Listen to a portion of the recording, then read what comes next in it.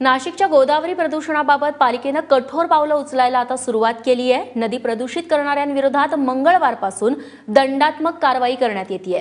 पहिल्यांदा प्रदूषण करताना आढळल्यास 1000 रुपये तर दुसऱ्यांदा 5000 रुपयांचा दंड ठोठावण्यात येतोय। त्यासाठी गोदावरी प्रदूषण नियंत्रण कक्ष स्थापन करण्यात आलेला आहे। या कक्षात 11 कर्मचाऱ्यांसोबत 40 सुरक्षा रक्षकांची नेमणूक करण्यात आली आहे। नदीत कपडे धुणं, गाड्या धुणं, अंघोळ करणं, कचरा टाकणं हे सगळं जे करतात त्यांच्यावरती आता ही दंडात्मक कारवाई करण्यात येणार आहे।